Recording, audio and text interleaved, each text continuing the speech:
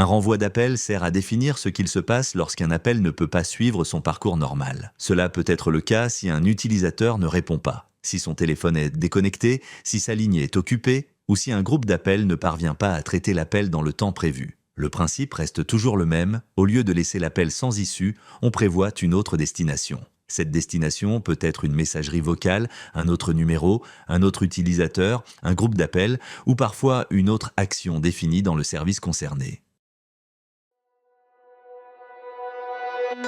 Le premier cas, c'est le renvoi direct. Ici, tous les appels entrants sont transférés immédiatement vers une autre destination, sans faire sonner la ligne. C'est utile par exemple si une personne est absente toute la journée et souhaite basculer directement ses appels vers un collègue, un mobile ou une messagerie.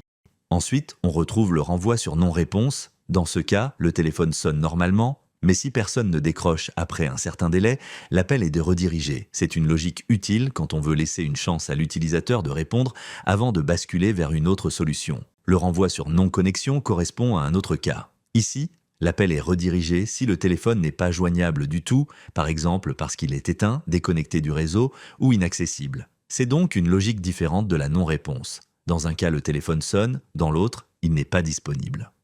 On retrouve aussi le renvoi sur occupation. Celui-ci s'applique lorsque la ligne est déjà en communication ou selon les cas lorsque certains paramètres empêchent la prise d'un nouvel appel. Cela permet d'éviter qu'un appel reste bloqué sans traitement. Enfin, il existe la sonnerie simultanée. Ici, l'idée n'est pas de rediriger l'appel après coup, mais de faire sonner un autre numéro en même temps que la ligne principale. C'est particulièrement utile pour faire sonner un mobile en parallèle d'un poste fixe, par exemple en télétravail ou lors de déplacements. Et dans certains cas, on peut aussi utiliser un transfert programmé, c'est-à-dire un renvoi défini à l'avance selon une date, une fréquence ou une plage horaire. C'est pratique pour les absences prévues, les rotations ou certaines organisations récurrentes.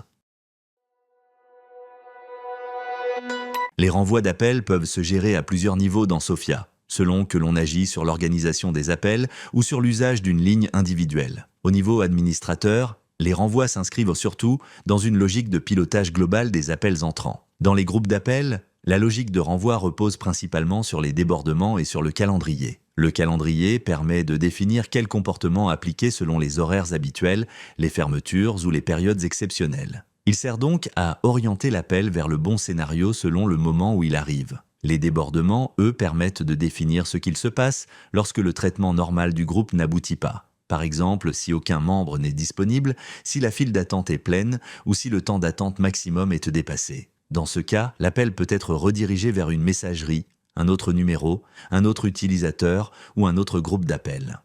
Dans une arborescence vocale, la logique de renvoi peut s'appuyer à la fois sur la brique calendrier et sur la brique transfert. La brique calendrier permet de définir quel chemin doit suivre l'appel selon les horaires d'ouverture, les jours fériés ou les périodes exceptionnelles. Elle oriente ainsi l'appel vers le bon scénario selon le moment où il arrive. La brique transfert, elle, permet ensuite de rediriger concrètement l'appel vers un numéro de téléphone saisi manuellement ou sélectionné depuis l'annuaire de l'organisation. Elle peut aussi prévoir un comportement de secours si l'attente est trop longue ou si la ligne appelée est occupée.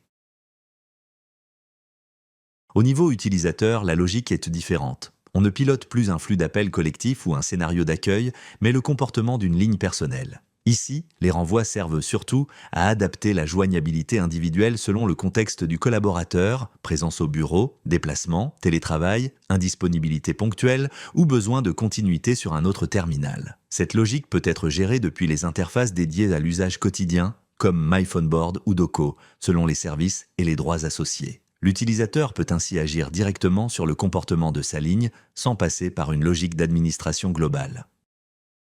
Autrement dit, côté admin, les renvois servent à organiser le traitement global des appels dans les groupes d'appels et les SVI, notamment via les débordements et la brique transfert. Côté utilisateur, ils servent surtout à adapter la joignabilité d'une ligne individuelle selon le contexte du collaborateur.